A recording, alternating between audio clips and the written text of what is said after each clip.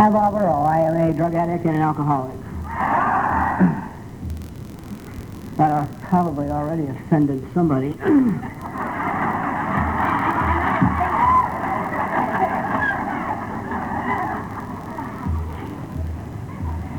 God, you know, we got probably the only, one of the first 100 members is still alive. There's a guy by the name of Tom Powers. Tom P. is a good friend of Bill's. We went through a lot of Bill's rougher experiences with him in early sobriety to learn from him.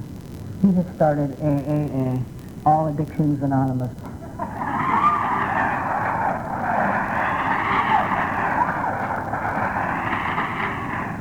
He says the solution is the same, the cause for addiction is the same. So, now that we've gotten off on we've had enough frivolity, goddammit, let's get serious here.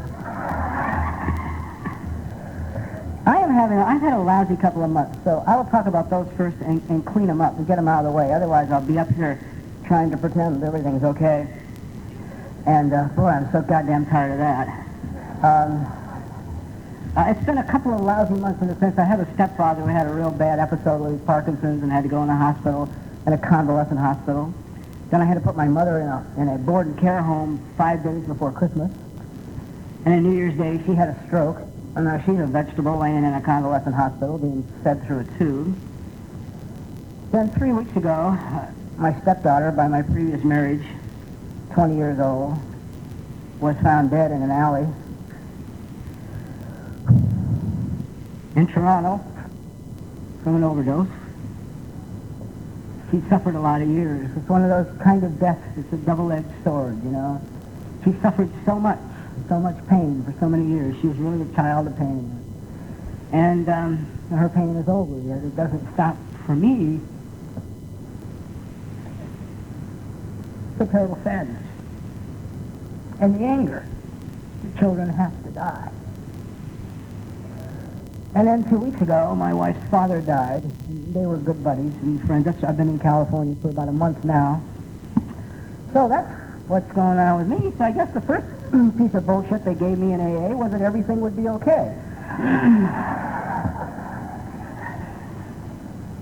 Everything is not okay. It's not a good 2 months. It's a tremendous amount of pain and sadness and loss. I've done a lot of suffering for it. My wife and her mom, much greater. They were married 50-some years. My wife and her dad were buddies. They'd worked through a lot of dysfunction to get to that point. But the message I bring here tonight, I guess, yeah, I know it is, because it touched my heart. Despite all that, I'm okay. I'm okay. Things are not okay, pal. Not by any stretch of the imagination. My life's being ripped 14 ways right now. We're going to move.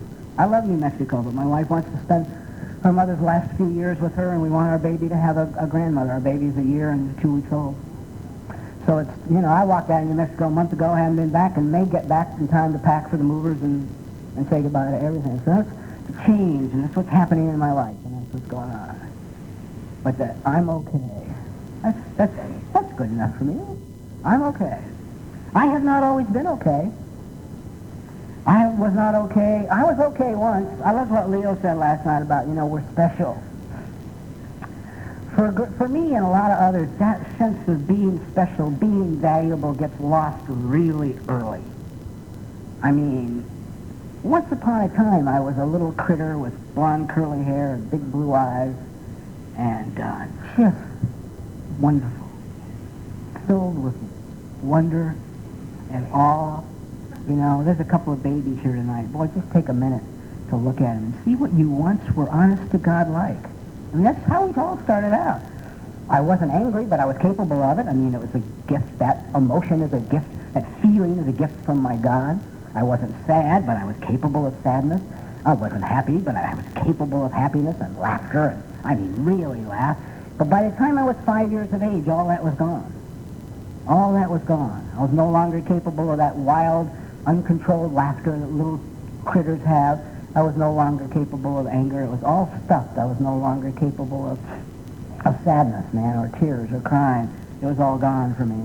And so, once upon a time I was okay, and then I wasn't okay. Oh, where's this talk going, Bob? Got it certainly on an upbeat note so far.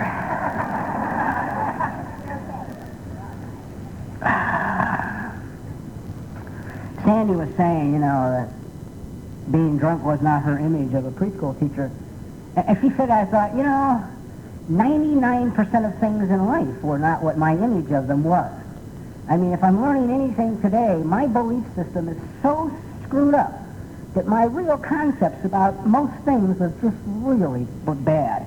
So tonight as I talk, because I got to talk about the things that have changed my life, some of the things I changed, I say, may challenge your belief system.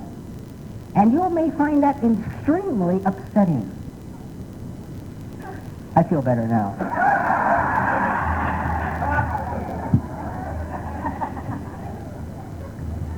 Much better. Okay. Disturb the comfortable and comfort the disturbed. Well, I'm one of these, like most people in recovery. My family left a lot to be desired. My father was an alcoholic, and my mother was the kind of woman that loves that environment. And I grew up with some really pretty strange ideas about things. And in order to survive as a very small child, I had to get a lot of control over anything I could control. I had to get control of. And the most important thing to get control of early on was me. Because I couldn't allow myself to cry at an inopportune moment. I'd get killed. I couldn't allow myself to laugh at an inopportune moment. I couldn't allow myself to need their affection because they were incapable of giving it to me, man. It was like two empty vessels that I grew up with. I look at my baby daughter today, and sometime I'll be trucking through the house, and she'll be sitting there on the floor, and she'll go like this as I'm headed her way. And I just think, oh, God, what if I walked by? What if I just walked by? I was all in movement now for codependency and ACA and, dysfunctional and functional and all this that we got going on, all of which is very valid stuff. There's a tendency to think if you were not, taken out back and tied to a tree and whipped by all your parents with a cat of nine tails, that you were not abused. That, what are you crying about? What's your problem? And I look at this little tiny girl in my house, and she puts these arms up. Because at that moment, her biggest need in life is for me to pick her up, to acknowledge her existence, to help her understand she's special and valuable, and what happens if I walk by. And I think one of the tragedies that I see, it's just everything I say is my own opinion too. If it bends you out to say it, you're probably a dysfunctional human being.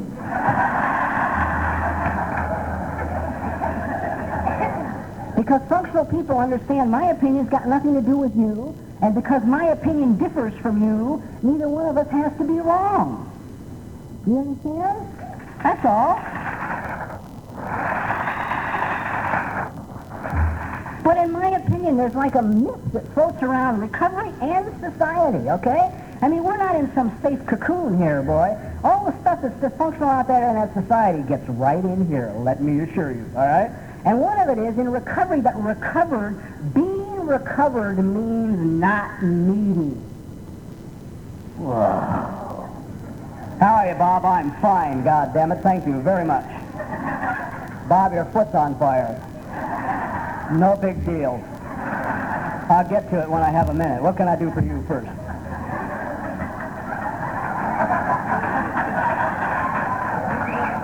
Society has the myth that being emotionally healthy means to be not needy. How are you? I'm okay. Thanks. How's things? Terrific.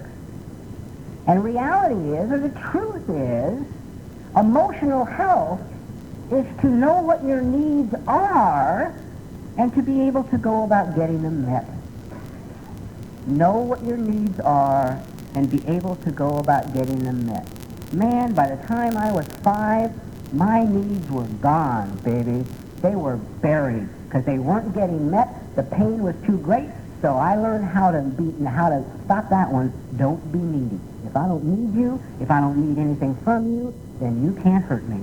And if you can't hurt me, I don't have to feel that terrible feeling. I'll be okay. And I lived a life like that.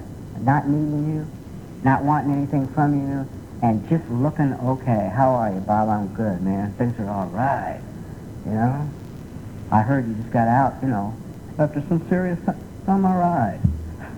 Everything's okay. I was doing an interview not long ago, and some guy at the end of this whole interview, he looked at me and he says, "You've been sober a long time. Tell me a funny drinking story." And I sat there and looked at him in silence for about 2 minutes. I said, "You know what? They aren't funny anymore. They aren't funny anymore." Now, I'm not saying that you shouldn't laugh or that we shouldn't get hysterical at stories like Leo told last night. I was on the floor. I mean, I thought they were marvelous. Part of me's on the floor, part of me's sad. Part of me is deeply touched. This is the lengths that we had to go to just to survive. We need to laugh at this stuff in the beginning. It saved my life being able to laugh at this stuff in the beginning.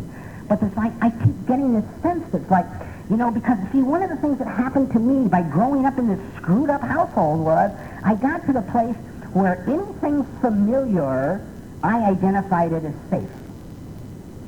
Anything unfamiliar, I identified it as dangerous and that I should avoid at all costs. So familiar is safe, okay? Unfamiliar is dangerous.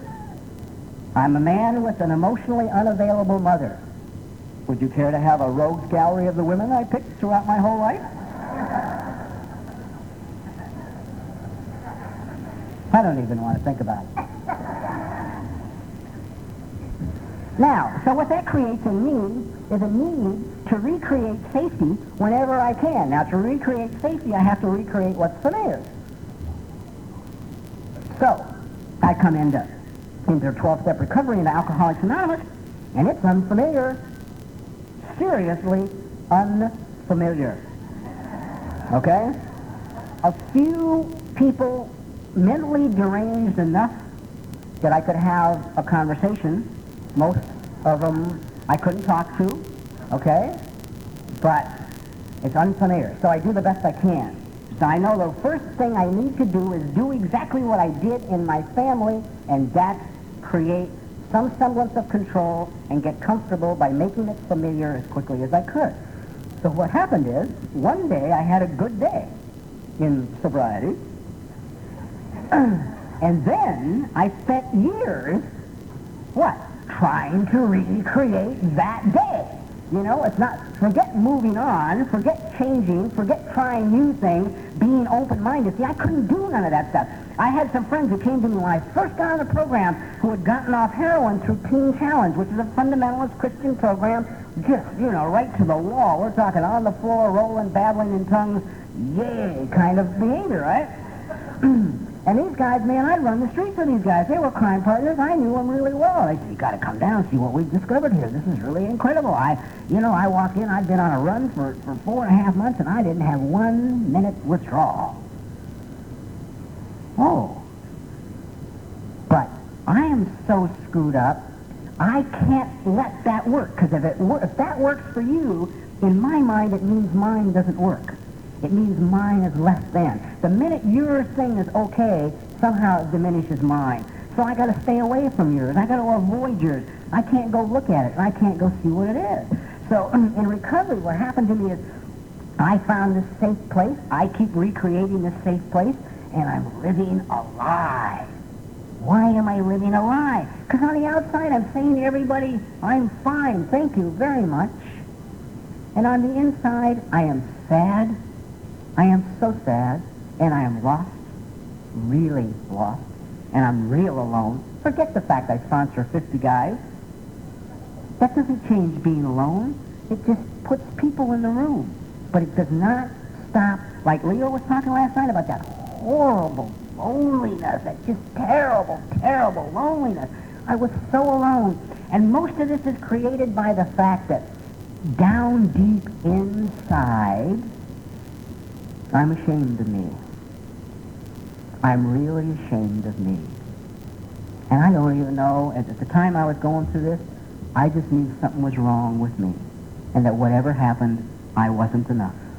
And man, you wouldn't have known it by looking at me, and you wouldn't have known it by listening to my AA talk. Because I discovered that if you give a funny, good AA talk, people laugh and applaud. That became familiar, thereby safe. So you keep giving funny, sad. I mean, you got to get it down. You got to go to a lot of meetings. You got to hear a lot of talk. And you got to get a little humor, a little sadness, a little pathos, a little real drama, and then sit down and shut up. Listen to the applause. People come up and patted me and hugged me, and I was like, okay, I got this one figured out now. If I can just keep doing this, I'll be okay. I heard somebody said a line to me in the hallway here, something like, they've got a meeting or a group or something that's called, okay, what's next? And I thought, oh, where was that meeting 25 years ago when I would have liked to have had a meeting and said, okay, what's next? This is not the talk I wanted to give. I thought I was in a lighter mood. I guess a lot of it has to do with Leslie dying. I'm just so distressed by that, and I guess when I'm distressed, I want the whole goddamn room to be distressed. I don't know.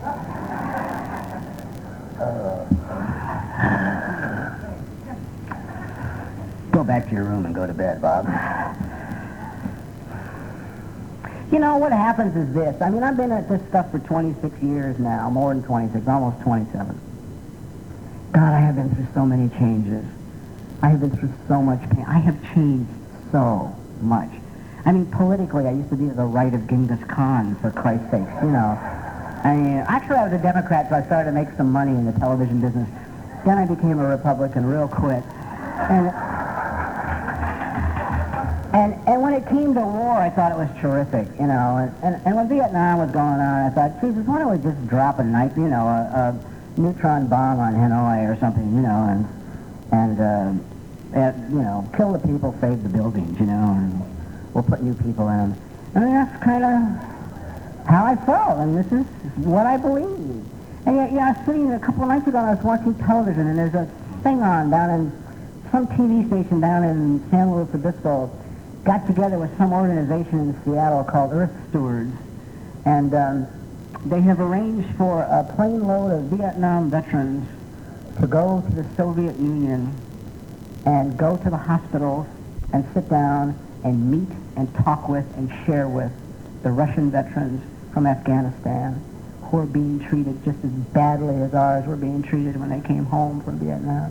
And I sat there in the living room and I watched that and I cried and I sobbed, and it just filled me with joy, and it was like, oh God, the men have suffered, and it's like me, it's like for us going to a meeting and finding another alcoholic, and they got somebody to extend a hand to, and it's from these people meeting that maybe someday war will cease to be an issue, Somebody said to me today, well, Bob, my God, you're a drug addict and an alcoholic. I would assume that the primary thing on your agenda for the rest of your life would be doing everything you can in your power to aid the recovery of the chemically addicted people.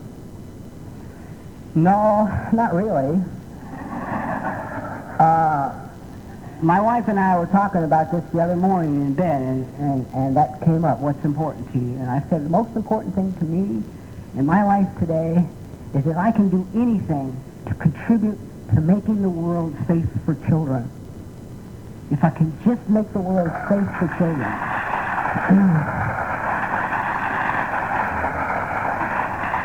Because in recovery, it's real easy to ignore that stuff.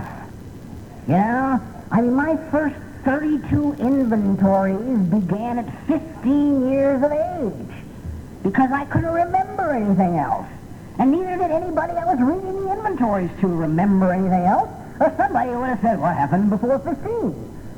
But we all assume I judge you by me. Whatever's going on with me, I figure is going on with you. And yet, damn it, when they founded this program, they understood all this stuff. Because it says real clearly in the 12 steps the exact nature of our wrong. Let me give you an example of exact nature from my life firsthand, okay? All of my life I have been terrified of the anger, overt anger of women, the expressed anger of women. I love women with repressed anger. I mean, that was a match made in heaven. You show me a woman that hated men, but secretly I was in love. It's like, we could find each other across a room twice this size, But I was terrified of the overt anger of women. I spent my whole life terrified of it. Absolutely paralyzed by it. I would do anything to keep a woman I was in a relationship with from getting mad. Didn't matter what. Sing, dance, put a rose in my teeth. I mean, go eat food I hated in towns I couldn't stand with people I disliked and see movies that put me to sleep. You know, I mean, what does it take so she won't get mad? So, I would go to the sponsor, say, this is maybe after 10 years of sobriety or 15 years of sobriety, and walk into my sponsor with my inventory, and I'd say, I backed my wife's new car into a pole today at the shopping mall, and I went home and lied to her. I told her somebody hit it. My sponsor, being as functional as I was, would say to me, Bob, we're in recovery now. There's no place for lying in sobriety. That's not what it's about. We're here to change. I have just been effectively shamed. Okay? I've just been shamed. But it's familiar. To me, I mean, I don't say, hey, jerk, you just shamed me. What's your goddamn problem? You know, I sit there and agree. Yeah, you're right. Well, I am really an asshole. I did it again. So as a result of that really, enlightening experience, I would be back next year, another inventory, another wife, another sponsor. I would say to my sponsor, I backed my wife's new car. Well, I'm buying all these cars, too, and backing them into poles. There's something there I was missing, you know? I backed my wife's new car into a bowl today at the shopping mall, and I went home and lied to her and told her somebody else hit it. And here it would come. Bob, my God, you've been sober a long time. There's no place for lying now. We've got to move on down this road of honesty and truth. Be an example for others. Yeah, you're right. I really am a jerk. I don't know why I just, Next year I'm back. New inventory. New wife. This is no joke. None of this. Okay? So for you, those of you who don't know me, we are not even yet halfway through the ride. Thank God I got a wife with a sense of humor now. You know, she likes being number 7. I tell her, well, at least when I tell you you're a good wife, it means something. You know? It's not like it's some guys only had one, you know. I know.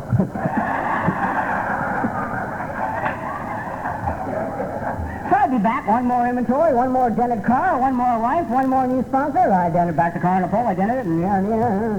Bob, my God. 14 years sober, and, geez, that's a shame. We've got to move down. We've got to be an example. Got to stop this kind of behavior. You don't think I don't know that? Who the hell you think you're talking to, for Christ's sake? I know I got to stop the behavior. If I knew how, you jerk, I would.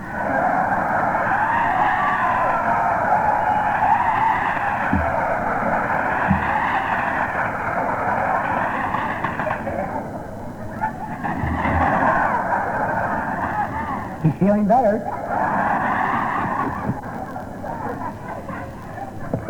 Okay, let's get to exact nature. I go to sponsor's inventory and I say, hey, sponsor, man, I backed my wife's new car into a pole at the shopping mall, dented it, went home, lied to her, told her somebody else did it. Well, Bob, why did you lie to her?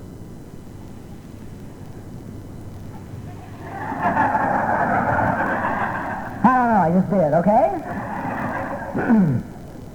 You must have had a reason. I mean, there must be some reason that you were incapable of just driving home and saying to your wife, you know what happened at the shopping mall? I backed up, I wasn't looking, and I dented your car against the pole. Okay, look, I don't know why, I lied to her, okay? I just lied to her. There's something underneath, Bob. There's a reason why you had to lie to her. Yeah, well, okay, if I told her the truth, goddammit, she'd get mad, okay? Yes, Bob, she might. It would be a very appropriate response. She very possibly might get angry at having you back her new car into a pole and find it necessary to appropriately express some anger. Yeah, well, I don't like it. Well, why don't you like it, Bob? What's wrong with someone, another human being, just getting up and appropriately expressing a little anger? I don't know, I don't like it. Underneath somewhere, Bob, there's a reason why you don't like it. Underneath somewhere there's a reason why you can't let her get angry. I just don't. Okay, I don't like it, all right? So don't bother me. It's no big goddamn deal, okay? No big deal. Major buzzwords. He means it's a major deal, and I don't want you to know it. Bob, somewhere under this... All right, look, goddammit. I don't want her to get mad at me, because when she gets mad at me, I want to kill her. Bob, don't you feel that perhaps when someone you're with that you care about gets appropriately angry to a situation that fact that you want to take her life could be an overreaction of some sort?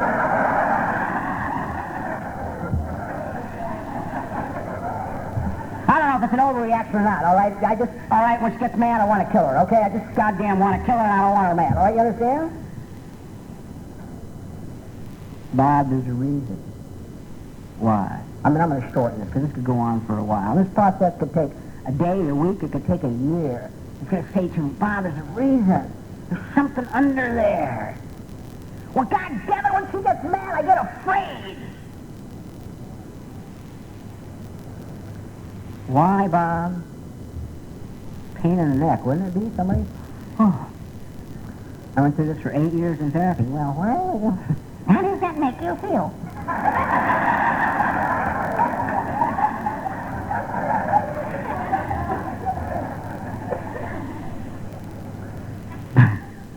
Well, why, Bob, are you afraid? This woman is 8 inches shorter than you are, weighs 100 pounds less than you do. What about this situation makes you afraid of her being mad? I don't know, okay? It's just not a big deal. I just get scared, all right? So let's forget it. Bob, underneath there's something there. Because when she gets mad, goddammit, I'm afraid I'm going to get hurt.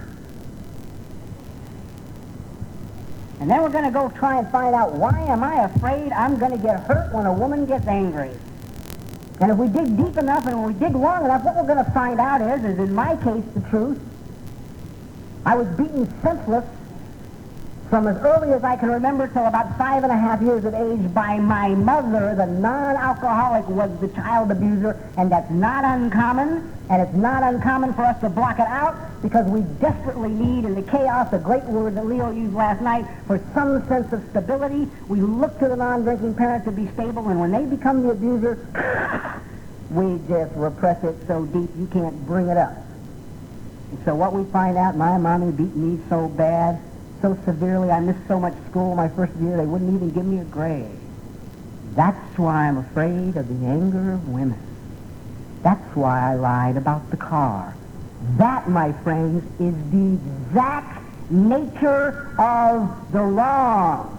It's got nothing to do with the lie. The lie is the symptom. The lie is like alcohol. They tell us alcohol is a symptom of something deeper. That's the lie, is just a symptom of something underneath. The exact nature is, I was beaten senseless as a child, and I'm afraid of women, so I lie to them rather than make them mad.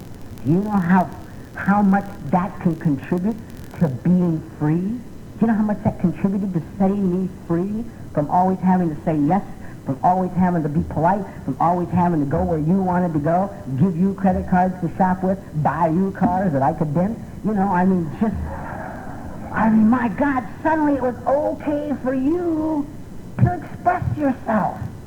Suddenly it was okay for you to get mad. I mean, we talk about relationships in 12-step recovery, and we spend more time talking to our sponsor about our relationship than we spend talking to the person we're in a relationship with.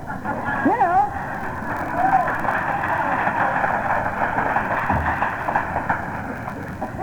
Why? Well, I don't know how to talk to the person I'm in a relationship with. I mean, my yardstick for relationships was the original dynamic duo, Mom and Dad, who spoke 64 words in 14 years. I don't know anything about communication. I don't know about sharing or talking or being intimate, which just means me being me and letting you see me. That's all intimacy is. And unlike the myth, it does not take two people. I know hundreds of people are running around looking for somebody to be intimate with. As soon as I find somebody, I'll be intimate. Nah, man, it's just me being me and letting you see me. It's coming up here tonight and letting you know that, I'm hurt by the deaths of these people, and I'm sad, and I'm angry, and I'm not happy with myself completely right now. You know, it's like seems like since the baby was born, I haven't been able to get back on a steady exercise routine again. You know, I don't like the way I feel. I don't feel like I'm in the shape I'd like to be in. You know, I mean, it's like I'm a little off center. Oh, I don't want you to see that. I don't want to tell you that. You know, there's a guy in me that says, no, hey, go out there, look good. You know, suck it in. Stand tall. Tell them funny stories, and everything's okay. So, exact nature for me in recovery is very simply this. It all goes back to what happened when I was a child.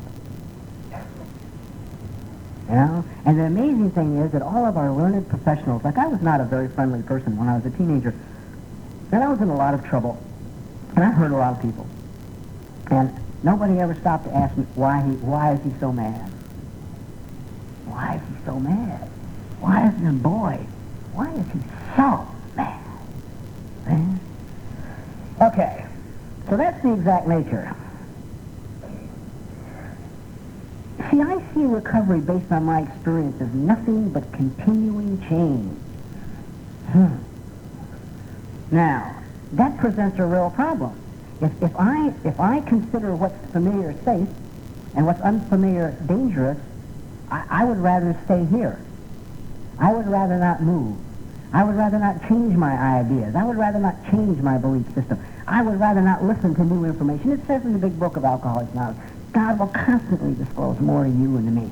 Man, new information is pouring in.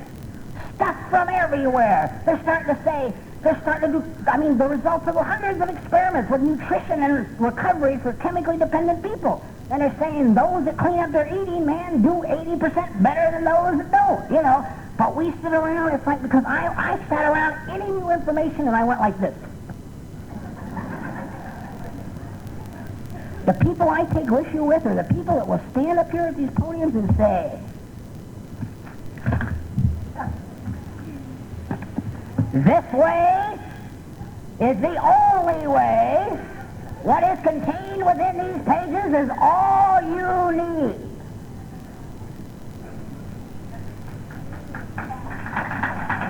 Not true for me. And I wish to hell they were enough in check that they could say, what's in the covers of this book is all I have needed for 10 years, 15 years, 30 years. This has been sufficient for me. That's all. Just tell me that. And then I will say to you, damn, you know, I worked this son of a gun as good as I knew how. I worked through these steps more times than I care to remember. I went back and made amends to people that they told me they were sorry I recovered. They had hoped I had died. You know,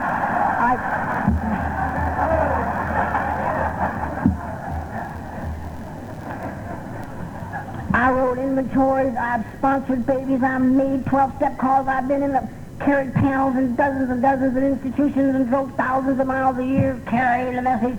And one day I woke up 17 years clean and sober, and I wanted to die more than I ever wanted to die at any time in my life, and I had to go find myself a therapist and save my ass. So all I'm saying is what was contained within the covers of these books. Now, if you take it to its finest message, which is if you need outside help, go get it. Yeah?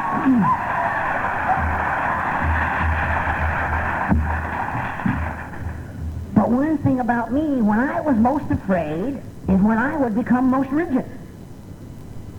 That's when I couldn't let you see. I mean, there's a real truth in what I'm about to say, and I'll say it a couple of times, because sometimes my mind, when people tell me the truth, has a tendency to stop halfway through the phrase and quit. When I am okay with me, I have no need to make you wrong. When I'm okay with me, I have no need to make you wrong. But when I'm not okay with me, look out, sucker. You're my target, baby. I'm going to feel better at your expense. I don't care what I got to do to you. I don't care if I got to give you a panel in Lompoc Federal Prison and back in the old days when the priest was a practicing alcoholic and was the inside sponsor, you know? It's like they didn't, I mean, what, I don't care what I got to do. I will somehow, at your expense, I will make me feel better. I will make you stop believing what you believe and make you believe what I believe. Well, hell, I grew up like that. I mean, you know, I couldn't present new ideas at my home. Well, I could, if I wanted to be dead, you know. If I had a real special need to really get my butt kicked. And a lot of times, you know, people in recovery, you know, you see them and you hear this thing all the time. Oh, boy, this guy's got a death wish. He's got an honest-to-God death wish. He just wants to die. I mean, look at him, for Christ's sake. He smokes 17 cartons of cigarettes a day. He drinks 55 gallons of coffee. He eats, you know, a dump truck full of sugar. He's having countless sexual encounters without taking any kinds of precautions. He's playing Russian roulette with sexual intercourse. I mean, this guy really wants to die. I don't think so. I don't think so. I don't think anybody in this room really wants to die. I know I didn't really want to die, but if you looked at my behavior, it would have been tough to convince you of that. I just didn't know how to do it any other way. I didn't have any other tools. They were all I had. It's all that worked for me. And that was my whole life pattern. And if you're stuck in that kind of situation today in your recovery, man, look out. Get, you know, now everything I'm saying, I'm assuming you've worked the steps. I realize that's a dumb presumption on my part, but I am assuming that first you will work these steps. They seem to help.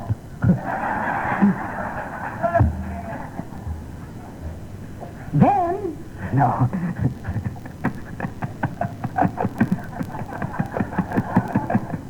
Then quit smoking. I didn't come here to quit smoking. I came here to stop drinking. Okay, now that you've stopped drinking, how about quitting smoking?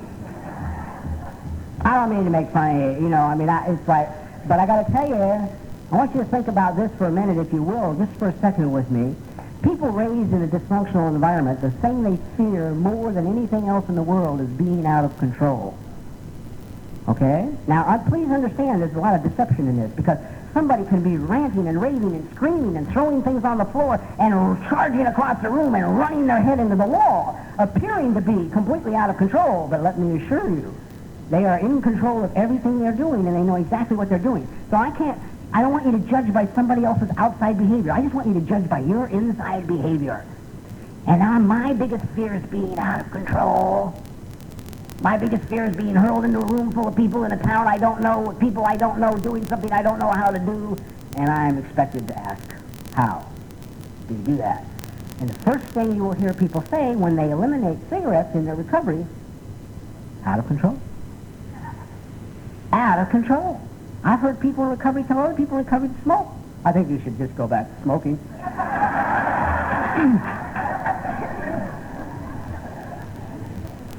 No, somebody would only tell you that if they were afraid of the feelings that you're expressing. See, here's the thing. Okay, well, all right. Now, look, geez, about I always thought it was about 7 pounds lighter, but we'll take the coat off anyway. In all the time I've been around this program, and somebody has talked about their very first encounter with alcohol or drugs, it went something like this. It made me feel taller. It made me feel pretty. It made me feel tough. It made me feel sexy. It made me feel okay.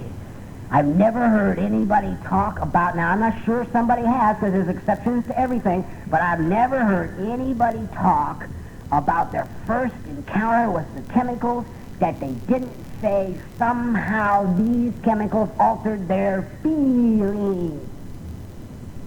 And it was so successful in that alteration of the feelings that we followed this path with these chemicals right down to pitiful, incomprehensible demoralization. That's how willing I was to continue to somehow alter my feelings. And yet, it's been my experience, unless you belong to a really unusual home group, that may very well be the last discussion of feelings you will ever participate in.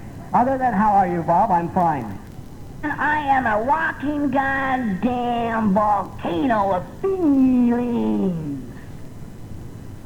But this isn't a bad thing. This is an evil little Bobby who has somehow, along his terrible, degraded path of alcoholism and drug addiction, I reached into trash cans in various alleys and gathered up these feelings. Not quite how it works. And I'm fresh on this stuff, okay? Because I have a brand new baby daughter. I'm going to go forward, then I'm going to come back to this. No, how do you want to give the talk? I don't really care. How do you want to give the talk?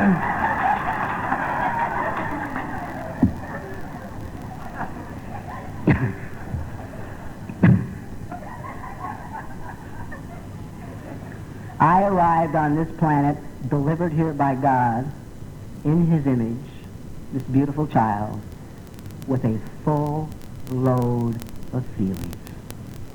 This is how I got here, okay? This isn't something acquired after I got here. I got here with my baby daughter, this precious little angel, this honest-to-God, unbelievable little girl. I mean, she got here, and she has the capacity for happiness. She can laugh so hard, her whole body just... Yes, I mean, berserk the way she laughs, complete. How long has it been since you've laughed that hard? Till you hurt? I mean, I laugh. That's funny. I mean, from the time I was about 8, my whole world began and ended right here. Nothing went down further than here, and nothing came up further than here. It's like, it was just here. This was, my life existed above my shoulders. There was no life below, except for... Actually, of normal men, she gets angry. She gets so angry, this child of God, this little angel, she doubles these little fists up so tight they turn blue because she cuts off all the circulation.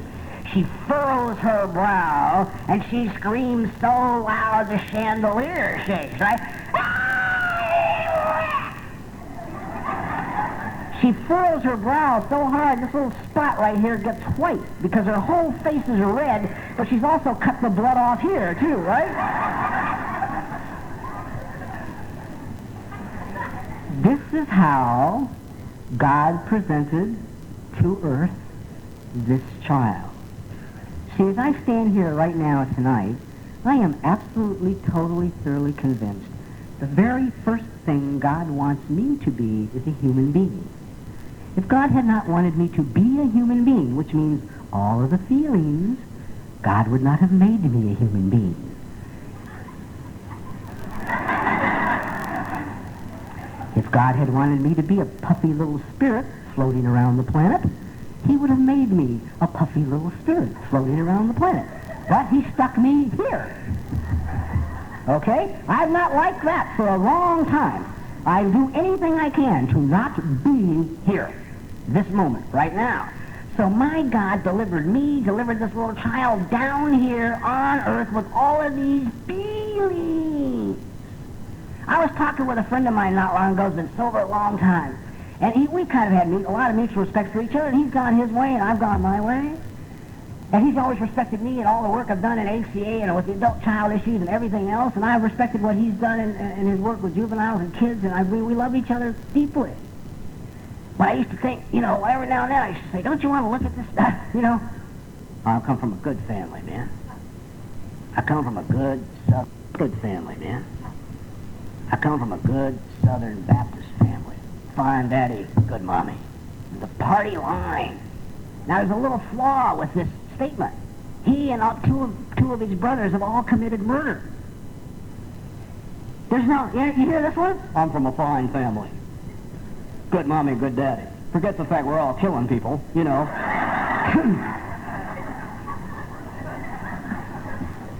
I talked to him about 4 months ago on the phone. I said, how's it going? And his wife, who's very shrewd, really hooked him up, which I thought was marvelous.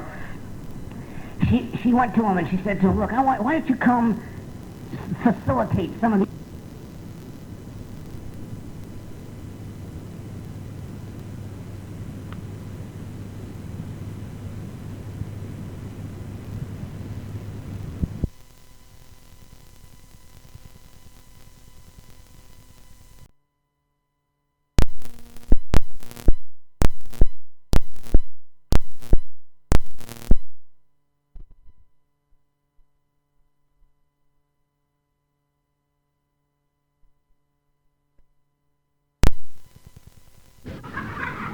And do. And I talked to him about a couple, 3 weeks later. He said to me, you know, Bobby, man, I've written inventories for 25 years, man. I wrote them in prison and I wrote them outside of prison. And he said, you know, when I was all done and it was all over with, I felt like something was missing. I always felt like something was missing. I said, yeah, right. And something's been missing all your life as far as you can remember, so it was no big deal. And he said, right. And he said, you know, this last weekend, I got in touch with the shame, man. I got in touch with the shame. The shame, the feeling of being ashamed. I said, yeah, and you know what was missing all these years, my friend? You were missing. If you're walking around today in recovery feeling like something's missing in your life, the immediate tendency of those of us who were raised in any kind of dysfunctional family is to fix me on the outside. I lived my whole life focused outside of me. I lived my life. Leo and I talked after his talk last night when he talked about the moment of clarity when he'd wrecked his car and he was sitting in his car and he felt like he got outside of himself and he saw himself for the first time as he really was and the blood and all. And I said, Leo, think for a minute. Maybe it was the first time you got inside of yourself. And it wasn't that you were looking at, that the moment of clarity is not when we get outside and look down at ourselves. My moment of clarity came for me, man, when I got inside and I felt the humiliation and the degradation and the shame and the truth of what I had become. As long as I was outside of me, I could lie to you, talk to you, jazz it up, you know, sing and dance, cover it up somehow, but I didn't have to look at it. But the minute I got in here, I felt it. And it felt bad. It was the worst I'd ever felt in my life. And I wanted to die.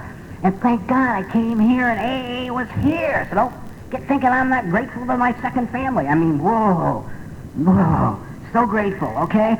But it's like, I am my feelings. You want to find out who you are? Find out what the hell it is you feel. That's who I am. If I'm not my feelings, what am I? I'm not my car. Now, I know we live in a bad state, or you guys do. I've moved. for this conversation, but, you know, I mean, I'm not my car. It can disappear, be repossessed, taken away from me. I'm not my house. It can change, burn down. I'm not my clothes. They can change.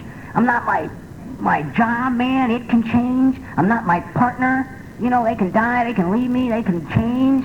I'm not any of these things. All that stuff can leave. I'm not my body. I can lose parts of my body, and I'm still here. No matter, you can take all those things away from me, and I'm still here. In fact, I had friends who have lost extremities and came out of it a more powerful person. Incredibly more powerful. So I am what I feel, and that's what I'm most afraid of. And I'm most afraid of it because I'm ashamed of my feelings. I don't want to cry. God, I don't want to sit in front of the television set and just sob over the Vietnam vets and the Afghan vets getting together. You know, I would rather be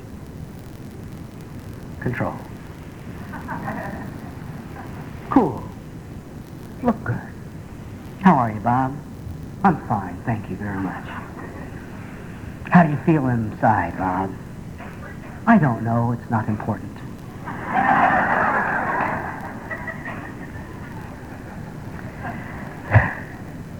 Now, this thing with feelings and God leads to the next part of my struggle in my recovery.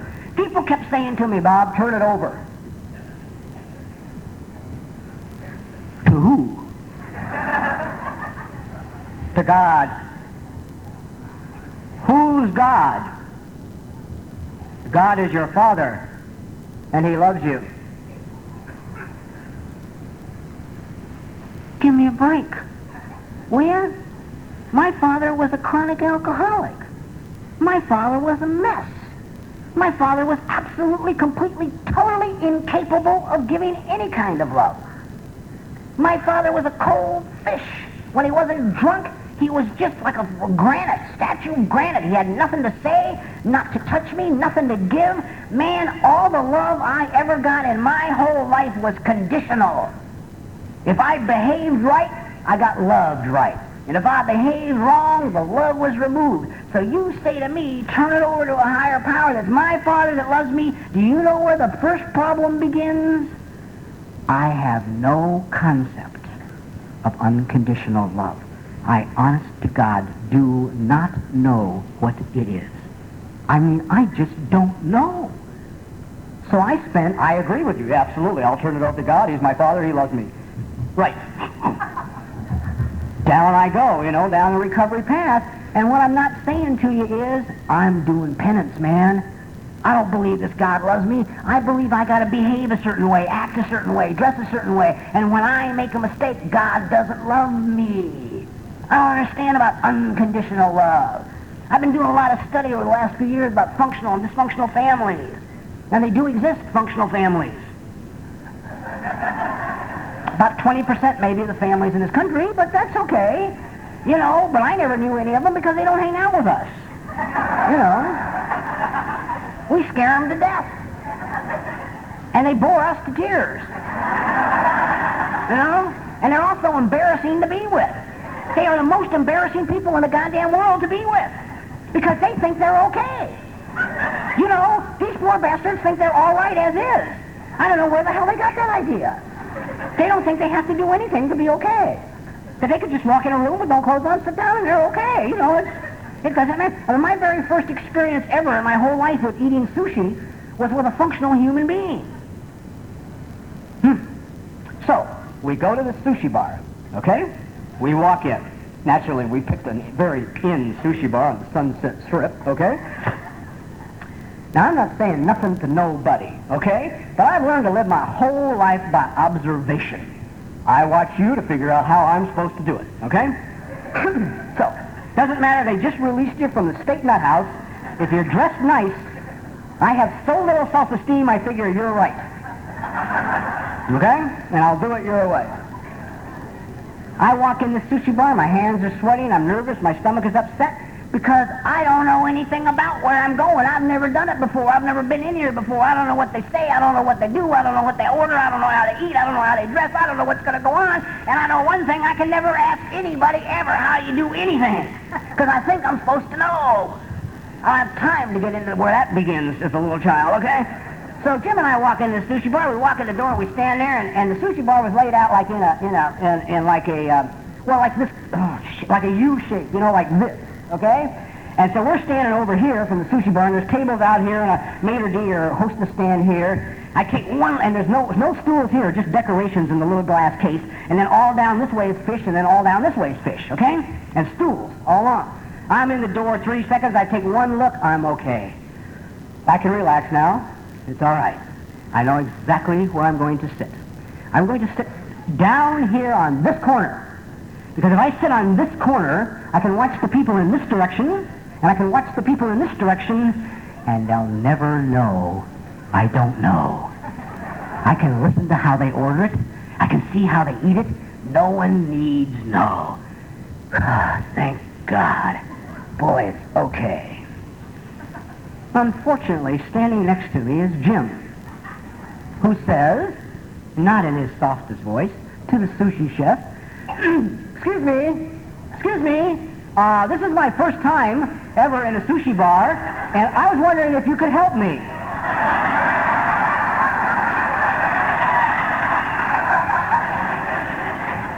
Now, I'm standing there looking okay on the outside. Inside, I'm going, God, no! Don't ask them, because you ask them, you're with me, and they'll know that if I knew you'd ask me, and you wouldn't have to ask them, so now they know not only you don't know, they know I don't know, and God damn it, Why did you have to say anything? Well, this poor dumb son of a bitch thinks he's okay, you know? He thinks it's okay to not know about an experience he's never had before. And that's the kind of misconceptions about life you get in a functional family. You grow up with this poor sense that you're all right. You grow up with a sense that you're valuable. You grow up with a sense that you're important. You don't immediately think it's you when something goes wrong in a room. Now this guy, he took the sushi chef by the hand and, to continue my embarrassment, led him down the whole damn glass case, asking him what each fish was. Is it raw or cooked? Would he, a first-time sushi eater, enjoy it, or is it something he should wait until he acquires more of a palate for raw fish for? I would like to take a run and just die right out the fucking window into Sunset Boulevard, you know. But I just walked along.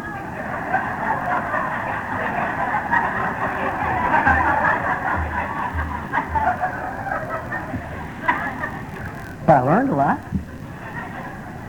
That's the story of my life. I'm so ashamed of myself, I think I gotta know everything about everything, and that included recovery.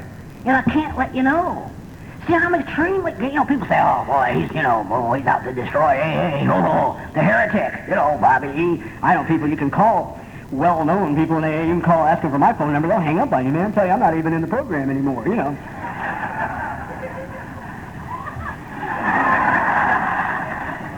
great to have that much power. I go to sleep some night just grinning over that kind of power.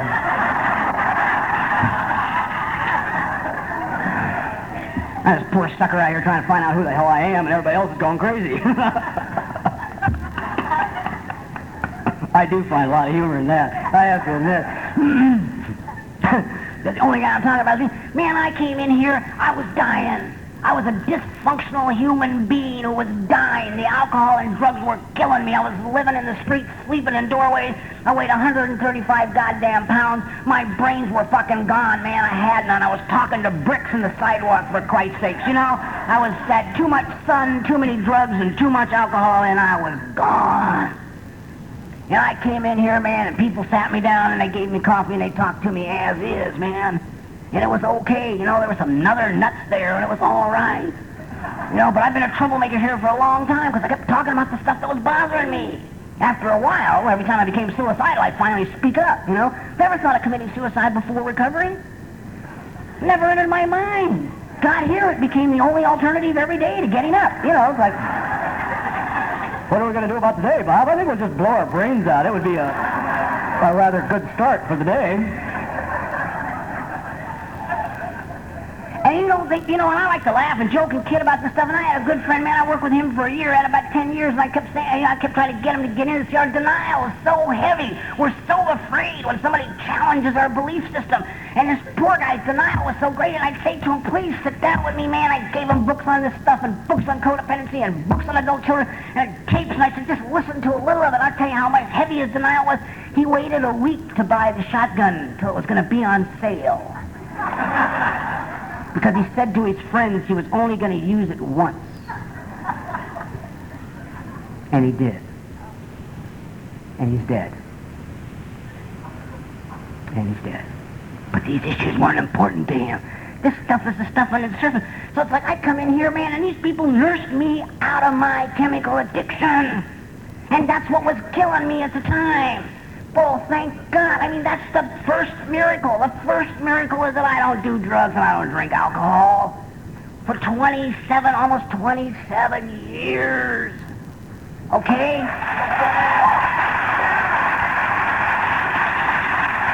Absolutely. AA is my second family, man. It's my second family. It's certainly more functional than my first family. But I happen to be one that thinks it could stand a little improvement. Okay? So I reached a point eventually where just being grateful for the first miracle was no longer enough. That's just me. I'm not saying it's got to be you, but I reached a point where I didn't care how grateful I was that I wasn't doing drugs and drinking alcohol anymore. I still wanted to die. I still was ashamed of myself. I still was a lost child. And that's why I had to start to seek other answers.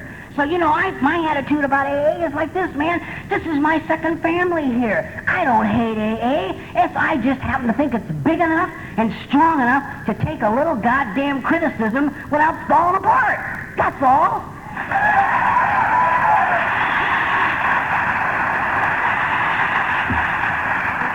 It was never intended that we be a little army of soldiers in suits and ties standing at attention saluting our sponsors, for Christ's sake. The guys that started this program were fruitcakes. We don't want drug addicts in AA meetings, and Dr. Bob whacked his brains out on barbiturates for years, for Christ's sakes,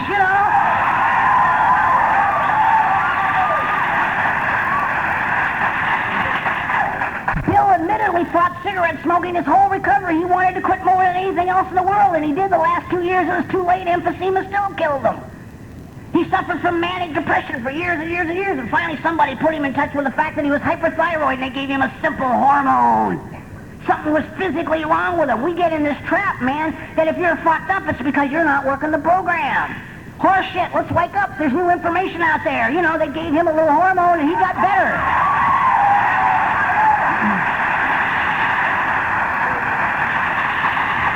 We got a lot of good AAs in this room. We got a lot of good sponsors here. We got tremendous people at this convention. When's the last time you had a particularly troublesome baby? Somebody who was depressive, suicidal. Every time they took a step, they felt worse. Every time they went to a meeting, they felt worse. Every day they get up, they think about dying. Every night they go to bed, they think about dying. When was the last time you stuck that baby in your car and took him to a good doctor for a physical? Maybe there's something physically wrong with this person. Maybe they need a little help to recover. I just think we've gotten stuck. That these founders had this program moving, man, like a supersonic jet, and they've been looking at all this stuff, man. If ACA hit with Bill alive, he would have been at one of the first few meetings. He was an adult child, admittedly so, in his own story, for Christ's sake. They are the guys that wrote the exact nature. If the exact nature isn't the core issue over what happened to me, then what's the exact nature?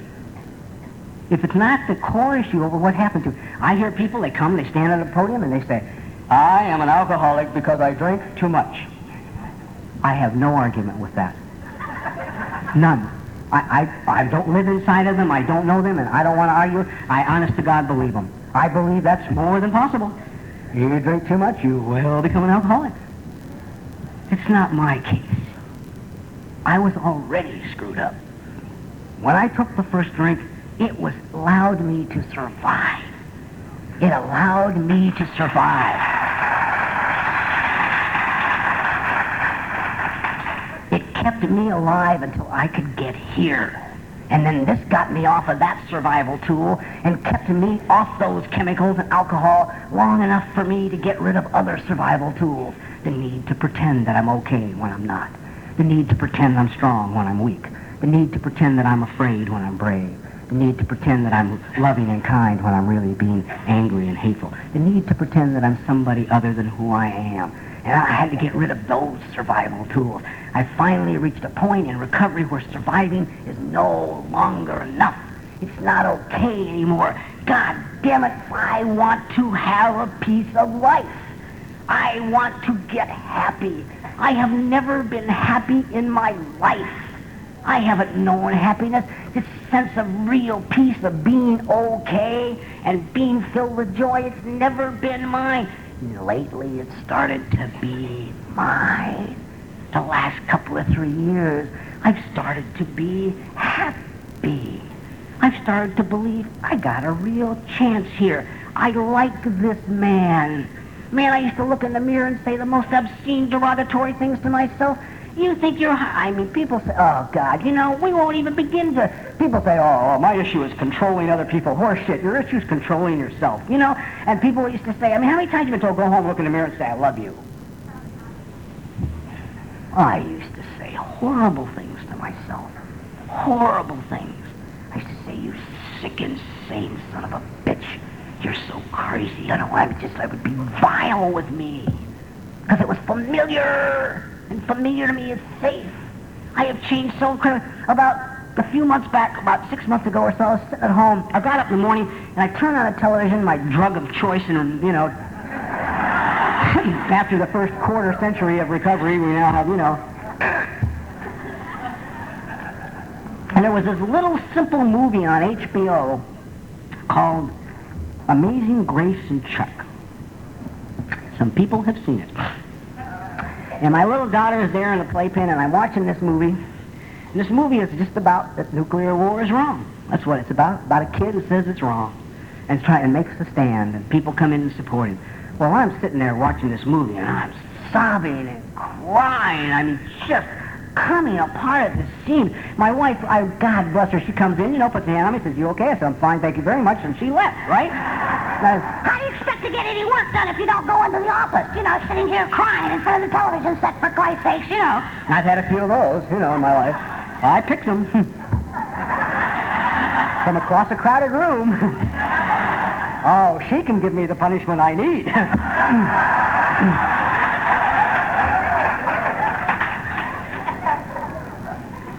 And I watched this movie about this kid, and when it was over, my God, you know, I called my wife in. I said, "I need you. I got to talk to you. There's some things we got to discuss that are real important right now, because one of them can have a real drastic effect on our income."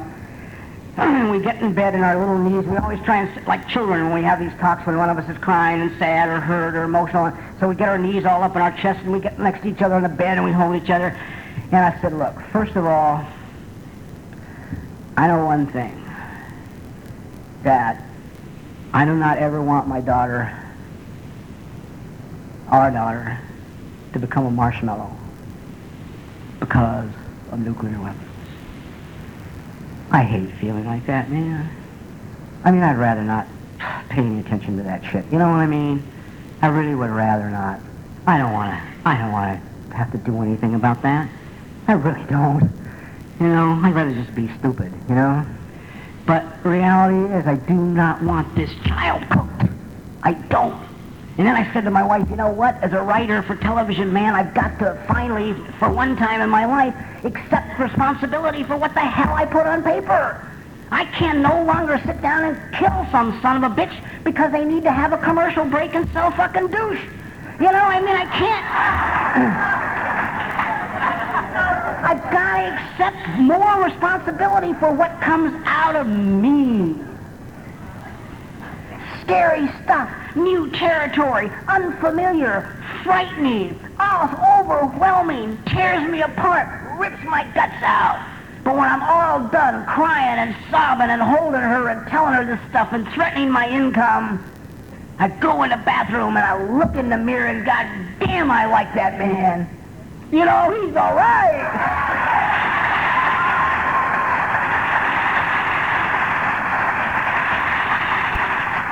He cares about his child. He cares about people. He cares about that he lives in a world bigger than his armchair and his television set, man. And this man is starting, I'm starting to take responsibility for my place in society.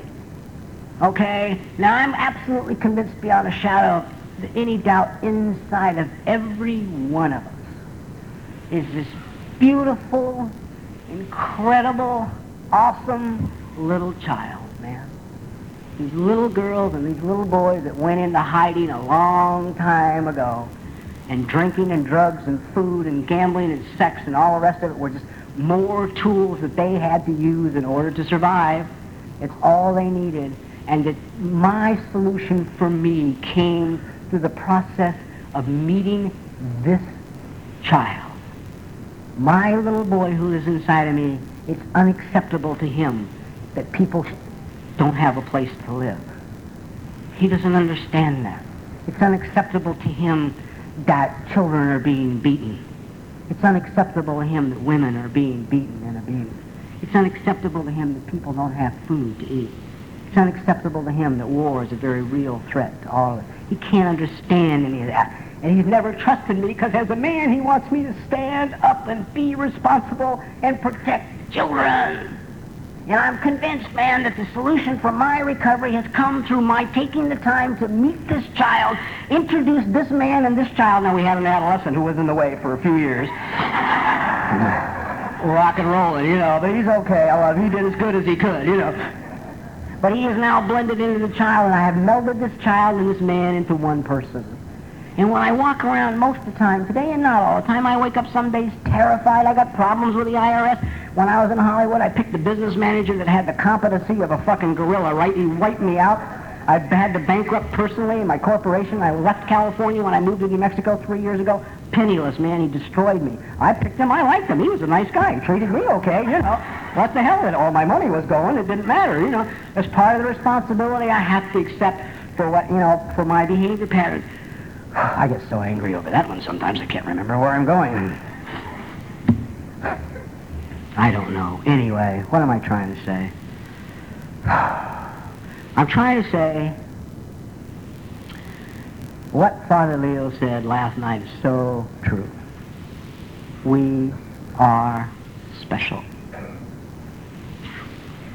I hadn't known that feeling from the time I was 5, and I probably didn't. I knew it a little bit when I first got sober, and then it went away. And then I didn't know it again for years and years and years. But the truth is we are special, and the child inside of us is special. And, you know, sure, some of what I say may not apply to you. You may be sitting there saying, this man for 26 years should be taken out, you know, in a net. And that's great, because all I can share with you is my experience. This is what I've been through over this 26 years. And it may not apply to you. None of this may have any relevance in your life. And it doesn't make me wrong that I've done it this way, and it doesn't make you wrong that you're doing it your way. I would just like to see us get to a place where we can really love each other enough that we don't have to behave a certain way in order to be loved. That I can go get the tools I have to get in order to save my life, and you're going to continue to love me, even if you don't understand these tools. Because the end results are, God damn, I'm a good man today. I'm a good husband, a good father. Oh, what a father. Oh, what a father. Oh, and I am so hopelessly in love with my baby daughter. It's incredible. I look at her sometimes and I love her so much it hurts. And the reason it hurts is because I haven't felt anything that deep in so long. It's got to break through all this bullshit just so I can feel it for her. And I'll look at the back of her little head sometime when she's sitting there doing something, you know, in front of me, and I just go, oh. I mean, I just, thank God I can feel that. Man, I was Mr. Frozen Feelings in AA. Not somebody you wanted to play poker with. Not somebody you wanted to try and figure out in a relationship what I was thinking. No way you'd know. 17 years clean and sober, sitting in the meetings, listening to people talk about having their feelings hurt and not knowing what they meant.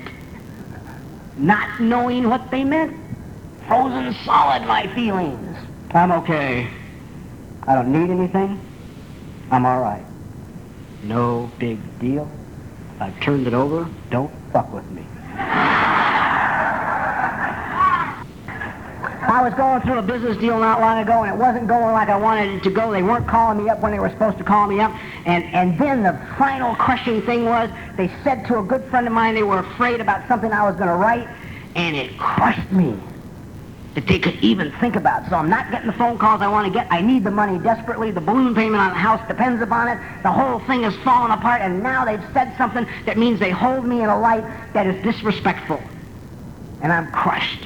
Now I could have gone to 3,000 goddamn people I know and said, I need these people to talk to me. I'm not getting what I need out of this deal at all. They're making me angry. They've said something that's hurt me really bad, and I can listen to them all saying to me, turn it over, Bob. Well, I hung up the phone when I heard how bad they hurt me, and I went over in the kitchen chair, and I sat down in my wife's lap, and I put my arms around her, and I cried. I was hurt so bad that they could think that I would do that or try and mislead somebody that I cried. It hurt my feelings. And I got up the next day, and I got on the phone, and I got these guys all three of us on a conference set up on the telephone, and I'm sure none of this behavior is in the Harvard MBA program.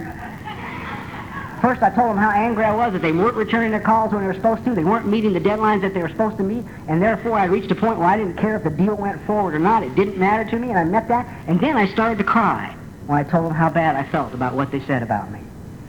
Now, and then I hung up the phone.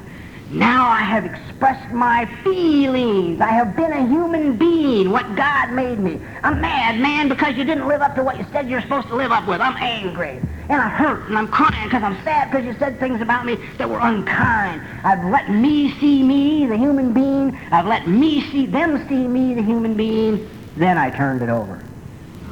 That's the difference.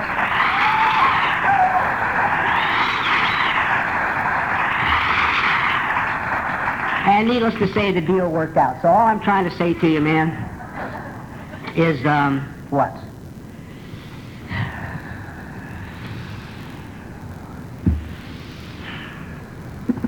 What am I trying to say?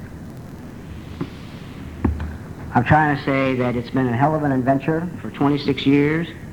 I expect it to be a hell of an adventure for another 40 or 50 years more. I gotta live that long. I got a year and 2-week-old daughter, for Christ. I'll be 70 when she graduates high school. I got things to think about. My friends are talking about retirement. I look at them and say, are you kidding? I can't even think about it, man. It's not even a word I want to know, you know. I'm trying to figure out when I buy the tricycle here, you know. I'm trying to tell you that I love you. I'm trying to tell you that despite a lot of bullshit put out to the contrary, I do not hate AA. I love it. It's my second family. I just think that, as they said in the book, there's a lot of new information that God has disclosed, a lot of stuff to us, and some of us need desperately to take advantage of that new information, or we're not going to make it. So for those of you who have found all your answers within the framework of the big book, and you need to look no further, God bless you. I love you, and I respect what you do, but please, don't stop the rest of us from having to find the tools we got to find so we can recover too. God bless you.